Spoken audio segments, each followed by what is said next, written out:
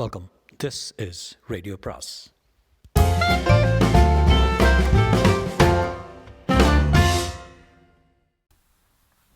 அனைவருக்கும் அன்பு வணக்கம். சுஜாதாவின் ஹாஸ்டல் தினங்கள் அத்தியாயம் 11. அந்த வீடு திருவல்லிக்கேணியில் பழைய மாதிரி இருந்தது. வாசலில் மரக்கதவில் சித்திர வேலைப்பாடுகள் இருந்தன. கூடத்தில் ஊஞ்சல், ரூமுக்கு ரூம் தாண்டும் வாசல்களில் எல்லாம் குழாய்மணி, பெரிய கண்ணாடி, தலைமாட்டில் எண்ணெயாக ஈசிச்சர். மினு, சௌக்கியமாக இருக்கியா என்றான். சௌக்கியத்துக்கு என்ன, நீங்கள்? பரவாயில்ல. நிறைய தலைமையர் வளர்த்துட்டு இருக்கீங்களே. ஷாப்புக்கு போகிறதுக்கு டைம் இல்லை. கொஞ்சம் கருத்தாப்பில் வேற ஒர்க் ஷாப்பில் போட்டு வாடுறான். பாடம் எல்லாம் ரொம்ப கஷ்டமாக இருக்கோ? உன்னை பற்றி சொல்லு மினு. அப்பா அம்மாலாம் எனக்கு ஜாதகம் பார்த்துட்டுருக்கா. வேற என்ன சொல்ல, மூக்கு குத்திட்டேன். இந்த லீவுக்கு தான் என்னை வெளியில் விட்டுருக்கா. இது யாரா? எங்கள் மாமா. வாங்க மாடிக்கு போகலாம். நடராஜனுக்கு அந்த வரவேற்பிலேயே நரம்புகள் எல்லாம் சிலிர்த்து கொண்டன. மின்னு சென்னைக்கு வந்ததும் என்ன தைரியமாகிவிட்டாள். வாங்க மாடிக்கு என்று தனியாக கூப்பிடுறாளே. அப்பா அம்மா இல்லாத தைரியம் தானே. உள்ளுக்குள்ளேயே மரப்படி வைத்து மாடியில் இதே போல பெரிய ஹாலாக இருந்தது. ஓலைப்பாய் படுக்கைகள் எல்லாம் சுருளாக வைத்திருக்க, மரபீரோ, ரவிவர்மா படங்கள் என்றால் இன்று அதிகம் புழக்கத்தில் இல்லாத இடம் போல இருந்தது. மின்னு தன் பெட்டியை திறந்து, முதல்ல உங்கள் அலாரம் கடிகாரம் என்றாள். அதை வாங்கி கொள்ளும்போது கைப்பட்டது. அப்புறம் நீ சொல்லு மின்னு. சீது பாஸ் பண்ணிட்டான். ரங்கா 8th ஃபஸ்ட் ரேங்க் வாங்கியிருக்கா. எனக்கு தான் மேலே படிக்கிறதா இல்லையான்னு அம்மாவுக்கும் அப்பாவுக்கும் தினப்படி சண்டை. அதான் ஓடி வந்துட்டேன். மின்னுவை கண்கொட்டாமல் பார்த்து கொண்டிருந்தான். மாதவி சென்குப்தாலாம் இவளோடு ஒப்பிட்டால் அழகோடு சேர்த்தியே இல்லை. தாவணி இறுக்கத்தில் அவள் லேசான மார்புக்குள் தங்கச்சங்கிலி ஒளிந்து கொண்டிருந்தது. அப்படியே அவளை அணைத்து கொண்டு பச்சக்கென்று சத்தமாக முத்தம் கொடுக்க வேண்டும் போல் இருந்தது. அதற்கு பதிலாக கடைசி என்ன சினிமா பார்த்தேன். சினிமாவா? அதெல்லாம் யார் விடுறா? எங்கள் அப்பா வருஷத்துக்கு ஒரு சினிமா தான் மாட்டு வண்டியில் அழைச்சின்னு போவா. அதுவும் குழந்தைகள் இருக்கிறதா. டான்ஸ் ஸ்கின்ஸ் இருக்கக்கூடாது. நீங்கள் இங்கே நிறைய சினிமா பார்த்தீங்களா? இல்லை மின்னு, வந்ததுலேருந்து உன்னையே நினச்சிட்டு இருந்தேன். பொய்ய பாரு. ஒரு லெட்டர் போடக்கூடாதா? நேராக உனக்கா? உங்கள் அம்மாவுக்கு போடுறபோது விசாரித்து எழுதக்கூடாதா? நான் உங்கள் அம்மாவை கேட்டுகிட்டே இருப்பேன். உங்கள் அம்மா நல்ல மாதிரி. எங்கள் அம்மா அப்போ தான். என்ன மின்னு? பெரிய இடமா பார்க்கணுமா? நடக்காது, அதெல்லாம் நடக்காது மின்னு. நீங்கள் பாஸ் பண்ணிவிட்டு வர எத்தனை வருஷமாகும்? 3 வருஷம் ஆகும். அப்பாடா என்றாள். அவனை கண்ணோடு கண்ணாக பார்த்தாள். மின்னுவுக்கு லேசான பூனைக்கண் இருந்தாலும் இந்த மாதிரி நேராக அச்சடித்தார் போல பார்க்க தெரிந்தவள். மின்னுவை கையை பிடித்தாள். அவள் மெலிதாக தடுத்தாள். ஏன் மின்னு? அங்கே பாருங்கோ என்று ஜன்னலுக்கு வெளியே காட்ட ஒரு சிறுமி அவர்களை கண்கொட்டாமல் பார்த்து கொண்டிருந்தாள். கையில் பாதி கடித்த பிஸ்கெட்டு, கரிய கண்களில் ஒரு முத்து கண்ணீர். மின்னு, நீ ஞாயிற்றுக்கிழமை தானே போகிற? ஆமாம். சனிக்கிழமை ஹாஸ்டல் டே இருக்கு. எங்கள் ஹாஸ்டலுக்கு வரையா? என் ரூமெல்லாம் பார்க்கலாம். எப்படி நான் தனியாக வர்றது? நான் வந்து அழைச்சிட்டு போகிறேனே. எல்லோரும் வரலாமா? வரலாமே. அப்போது நான் மாமாவை கேட்டு சொல்கிறேனே. எப்படியோ நான் சனிக்கிழமை இங்கே வர்றேன். சாயங்காலம் ரெடியாக இருக்கணும். பார்க்கலாம்.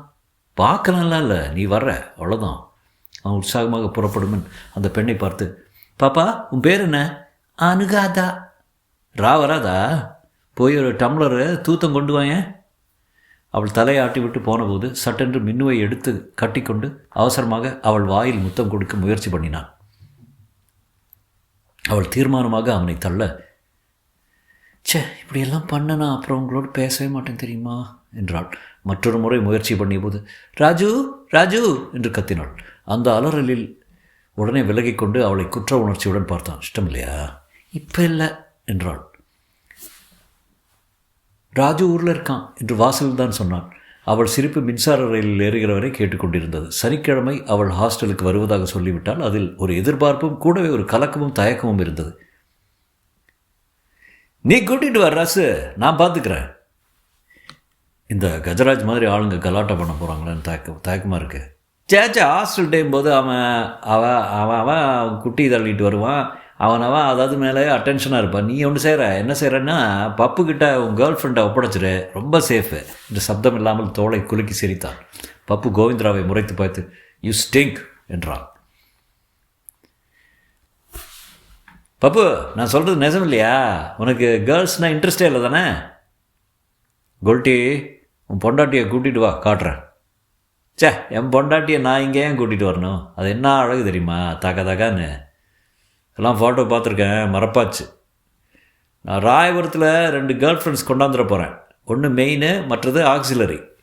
வெள்ளிக்கிழமை இரவு ப்ரொஃபஸரின் வீட்டில் பெருசாக விளக்கேறிய வாசலில் லானில் நிறைய சேர் போட்டு நிறைய பேர் பெரிய பார்ட்டி போல் உட்கார்ந்துருக்க மாதவி சில்க் மாதிரி தலைமயிரை அலைய விட்டு கொண்டு பெரிய வட்டமான தட்டில் கூல்ட்ரிங்குடன் அவர்கள் உடை உலவிக் கொண்டிருந்தால் சென்குப்தா அங்கிருந்து இறைந்து நொட்ராஜ் என்று விழித்தார். பிரெஞ்சு ப்ரொஃபஸருடன் செஸ் ஆட கிளம்பி கொண்டிருந்தவனை கம் என்றார். பெரிய பார்ட்டி நடக்கிறது, கொஞ்சம் உதவி செய் என்றார். அவன் உள்ளே வந்து லானில் நிற்க மாதவி அவனை புன்னகைத்து நட்ராஜ் பீன் ஏஞ்சல், உள்ளே போய் போலா எடுத்து வைத்திருக்கும் பொருட்களை எல்லாம் எடுத்து வா. உள்ளே போனபோது ஹாலில் கஜராஜ் உட்கார்ந்துருந்தான். நீங்களா இங்கே வந்த? ப்ரொஃபஸர் தான் கூப்பிட்டார். நீ ஒரு பொம்பளையை பார்த்தா உடனே பல்ல அடிச்சுட்டு வந்துடுறதா? போடா, உன்னோட பேச நான் தயாரில்லை. ஹூஸ் போலா சார்? கிச்சனில் குரல் கேட்க அந்த ஹிந்திக்காரன் பளபளப்பான தட்டுகளில் சப்பாத்தி சப்ஜி எல்லாம் எடுத்து வைத்திருந்தை நடராஜன் வெளியே கொண்டு வந்து வைத்தான். அவனிடமிருந்து வாங்கி மாதவி மேசையில் அடுக்கும்போது என்னது இந்த மாதிரி ஒரு ட்ரெஸ்ஸா என்று வியந்தான். அவள் மார்பகங்கள் சந்தேகத்துக்கு இடம் வைக்காமல் தெரிந்தன. அதுவும் குனியும் போது அத்தனை கெஸ்ட்டுகளும் அங்கேயே பார்த்து கொண்டிருக்க ப்ரொஃபஸர் மட்டும் லாக் இன் தியரி ஆஃப் நாலேஜ் பற்றி பேசிக் கொண்டிருந்தார். மற்ற ப்ரொஃபஸர்களின் மனைவிகளும் இருந்தார்கள். எல்லாரும் மம்மி போல உட்கார்ந்திருந்தார்கள். தேவைப்பட்ட அளவுதான் சிரித்தார்கள். மாதவி தான் எல்லாரிடமும் புன்னகையுடன் பேசினான். கூல்ட்ரிங்க் மட்டுமின்றி விஸ்கி போன்ற பானங்களும் இருப்பதை கவனித்தான். நடராஜன் அதையெல்லாம் சாப்பிட்டு முடித்துவிட்டு யாராவது மாதவி மேலே கை வைக்கப் போகிறான் என்று தான் எண்ணினான். கஜராஜ் அறுத்த வெள்ளரிக்காய், மீன் கட்லெட் எல்லாம் எடுத்து ஹியர் யூ ஆர் என்று புன்னகையுடன் வந்தான். மாதவியுடன் சேர்ந்து ஒவ்வொருவராக விசாரிக்க ஆரம்பித்தான். சென்குப்தா, உன் சண்டையெல்லாம் தீர்ந்து விட்டதா இல்லையா? லேசாக அவர் தலையாடியது. இல்லை என்றான்.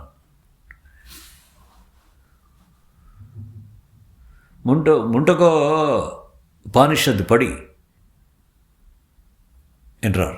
இப்போதே லேசாக குடி என்று தான் தோன்றியது. பார்ட்டி வினோதமாக இருந்தது. பெண்கள் சர்பத் குடித்துவிட்டு உணவின் மேல் படையெடுக்க, ஆண்கள் உணவில் அக்கறையின்றி இருக்கிற பாட்டிலை குடித்து தீர்ப்பதில் தான் கவனமாக இருந்தார்கள். கொஞ்சம் கொஞ்சமாக அவர்களிடையே கலகலப்பும் அனாவசியமான அந்யோன்யமும் அதிகமாகிக் கொண்டிருந்தது. ராத்திரி 11 மணியானதும் அவர்கள் ஒவ்வொருவராக விலக ப்ரொஃபஸரின் இறைச்சலும் கொட்டவும் குட் நைட்டும் ஒருவர் கட்டித் தழுவலும் அட்டகாச சிரிப்புமாக அரை மணி ஆயிற்று. அந்த லான் முழுவதும் மிச்சங்கள் கிடக்க ப்ரொஃபஸர் கடைசி குட் நைட் சொல்லிவிட்டு கஜராஜ் என்று கர்ஜித்தார். எஸ் ப்ரொஃபஸர் என்றான் கஜராஜ். மாதவிக்கு உதவி செய்து கொண்டிருந்தான். கஜராஜ் என்று மறுபடி அதட்ட மாதவி நிமிர்ந்து பார்த்து கோ டு பெட் என்றாள். சென்குப்தா நேராக கஜராஜிடம் வந்து பத்தமீஸ் பத்மாஷ், என் மனைவியை தொடுவியா? நீயே அவளை தொடுவியா? மதராசி நாயை தொடுவியா? ஒரு விரலால் தொடுவியா? பார்த்தோ, யூ ட்ரங்க், போய் படுத்துக்கோ என்று மாதவி அவரை பிடித்து நிறுத்த, அவளை மீறிக்கொண்டு கஜராஜை நோக்கி பெரிய விஸ்கி பாட்டிலால் அவன் மண்டையில் அடிக்க முற்பட்டு கீழே விழ இருந்தவரை நடராஜன் பிடித்து கொண்டான். ஐம் ஷாரி என்று சென்குப்தா தள்ளாடினார். என் மனைவி போல ஏமாத்துக்காரி கிடையாது. பார்த்தோ, மிஸ்டர் நடராஜ், நான் பார்த்து கொடுக்குறேன், உங்கள் ரூமுக்கு போ. நடராஜ் போகாத, என் மனைவியை பற்றி கேட்டுட்டு போ.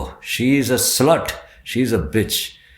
சென்குப்தா கீழே உட்கார்ந்து புல்வெளியில் படுத்துக்கொண்டு ஏதோ பெங்காலியில் பாடத்தவங்க. நீங்கள் இருவரும் உங்கள் அறைக்கு செல்லுங்க, நான் கவனித்துக் கொள்கிறேன். போலா, எஜமான தூக்கு என்றாள் மாதவி. இப்போதும் புன்னகைதான். அத்தியாயம் 12. காலையில் இருந்தே ஒலிபெருக்கி அலறியது. வர்ண விளக்குகளை விரயமாக பகலிலேயே எரிய விட்டு கொண்டிருந்தார்கள். கிரிக்கெட் மைதானத்திலிருந்து மாட் வேப்பிகளுக்காக வந்தது. வைஸ் சான்சலரோ யாரோ வருவதாக எல்லாரும் மார்பில் பெருசாக பேட்ஜ் குத்தி கொண்டு அலைந்தார்கள். கஜராஜை காணவில்லை. நேற்றைய சம்பவத்துக்கு அப்புறம் சென்குப்தா அவன் வெளியே வந்தால் சிதைத்து விடுவார் என்று தான் எண்ணினான்.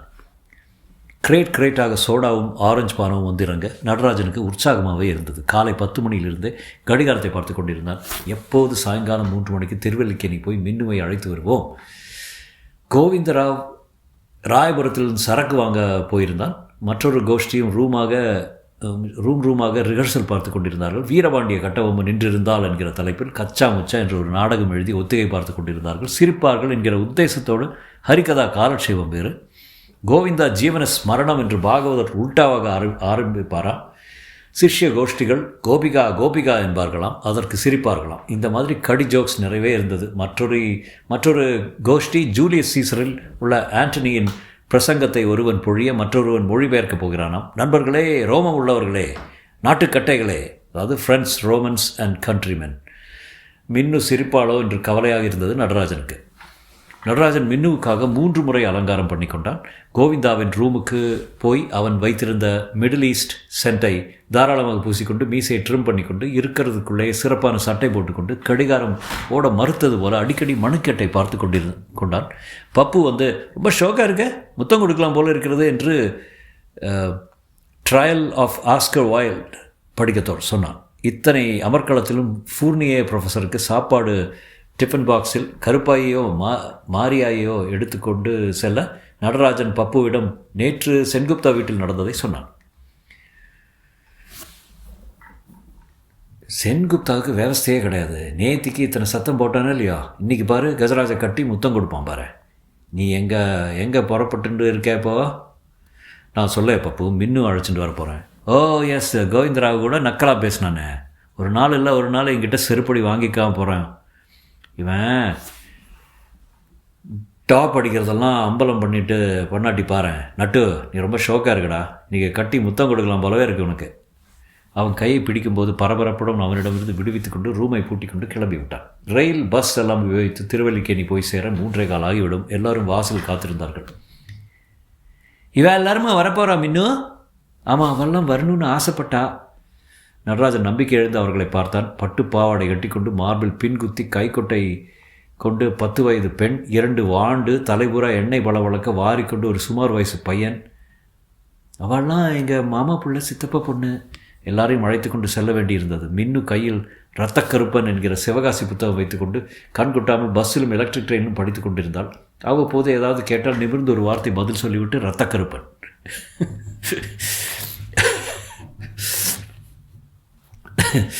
நடராஜனுக்கு மின்னுவுடன் இந்த சாயங்காலத்தை பற்றிய எதிர்பார்ப்புகளே வேறு மாதிரி இருந்தது.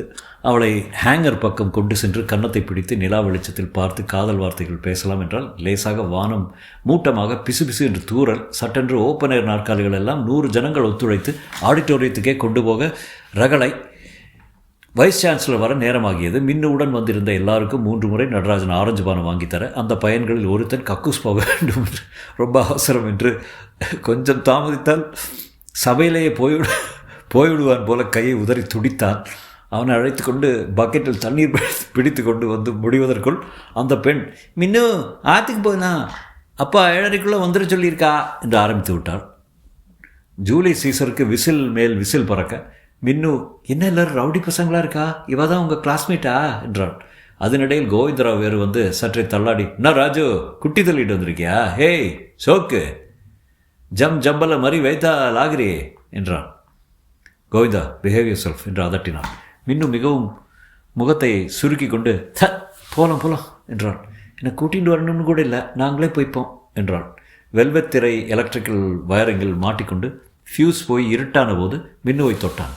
அவன் கையை வெடுக்கென்று கிள்ளி விட்டான். வெளிச்சம் வந்ததும் சிரித்து கொண்டிருந்தான். பப்பு முகத்தை கைக்குட்டையால் துடைத்து கொண்டு மேடையில் பேசும்போது ஆஸ்கர் ஆஸ்கர் என்றார்கள். அவன் மூக்கு நுனி சிவந்தது. நல்ல இங்கிலீஷ் பேசினான். கவாலி சகிக்கவில்லை. என்னை பிடி உன்னை பிடி என்று இஷ்டத்துக்கு பாடிக்கொண்டிருக்க பட்டென்று திரையை மூடிவிட்டார்கள். மின்னு கிளம்பி விட்டாள். நடராஜனுக்கு மின்னு மேல் கோபமாக இருந்தது. அப்படி பிகு பண்ணிக்கொள்கிறாளே என்று. அவளை திரும்ப திருவல்லிக்கேணியில் கொண்டு விடுவதை அவன் பொறுப்பாக ஏற்றுக்கொள்ள கக்கூஸ் போனவன் நடராஜன் தோள் மேலேயே தூங்கி போய்விட்டான். அந்த பெண்ணோ 7:30 என்று புலம்ப பாதி புரோகிராமில் எழுந்து கிளம்பி விட்டான். மௌனமாகத்தான் அவர்கள் திரும்பினார்கள். மற்றொரு பையன் பசிக்கிறது என்று ஸ்டேஷன் சொல்லிக்கொண்டே வர மின்னுவுடன் ஒரு காதல் வார்த்தை பேசக்கூட சந்தர்ப்பம் இல்லாமல் திரும்பி வந்தபோது சுருணை துணி மாதிரி உணர்ந்தான். கோபத்தால் அழுகையே வந்தது. திரும்ப வந்தபோது ஹாஸ்டல் விழா முடிந்து விட்டது. எல்லாரும் காலி நாற்காலிகளை திசை கொன்றாக போட்டுக்கொண்டு பேசிக்கொண்டிருந்தார்கள். டின்னர் சாப்பிடவில்லை. தீர்ந்து போய் பாத்திரத்தின் ஓரத்தில் கொஞ்சம் புலாவ் தான் பாக்கி இருந்தது. நம்பூதிரி பெண் வேஷம் போட்டுக்கொண்டு ஆடின கேபரே டான்ஸ் ரொம்ப நன்றாக இருந்ததாகவும் நம்பூதிரியை லான் பூரா 4-5 பேர் துரத்தியதாகவும் சொன்னார்கள். சென்குப்தா அட்டகாசமாக பேசி கொண்டிருந்தார். மாதவியை காணவில்லை. ரவீந்திர சங்கீதம் பாடினாலாம். கஜராஜ் பப்பு சொன்னது போல சென்குப்தாவுடன் குலவி கொண்டிருந்தான். இருட்டிலே பூர்ணியைக்கு எடுப்பு சாப்பாடு கொடுத்து வந்த பெண் இடுப்பை பிடித்து கொண்டு ஒரு மாதிரி சைடு வாங்கி நடந்து சென்றாள். மழை மேகமெல்லாம் விலகி முழுச்சந்திரன் பால் கொட்டியிருந்தது. டிசம்பர் ஜனவரியில் மழை பெய்தது. ஏப்ரலில் எல்லாரும் பரீட்சை ஜுரம் வந்து ராத்திரி விழித்திருக்க பென்சிட்ரின் டெக்ஸட்ரின் எல்லாம் தேடினார்கள். ராத்திரி 3 மணிக்கு ஹீட்டரில் ஆம்லெட் போட்டு சாப்பிட்டார்கள். கோவிந்தராவ் சின்னதாக பிட்டாக எழுதி வைத்துக்கொண்டு இடது கால் சாக்ஸில் இது, கக்கத்தில் இது என்று அதற்கு ஒரு அட்டவணை வேறு தயாரித்து கொண்டான். ஓப்பன் புக்ஸ் டிசைன் பேப்பரில் எப்படி காப்பி அடிப்பான் என்று வியந்தான். பையனிடம் கொடுத்து முரளிகிருஷ்ணாவுக்கு அனுப்பிவிடுவானாம்.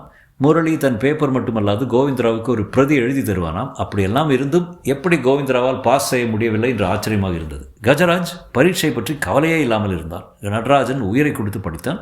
பப்புவுக்கு இது கடைசி வருஷமாக இருப்பதால் அவனும் தீவிரமாகத்தான் படித்தான். இருந்தாலும் அவன் படிப்பதில் அதிகம் அலட்டிக் கொள்கிறார் போல் தெரியவில்லை. நடுநடுவே அசிமோவ், டாஸ்டாவ்ஸ்கி எல்லாம் படித்து கொண்டிருந்தான். இருந்தும் பப்பு தான் எப்போதும் முதல் ரேங்க் வாங்குவான் என்று கேள்விப்பட்டிருக்கிறான்.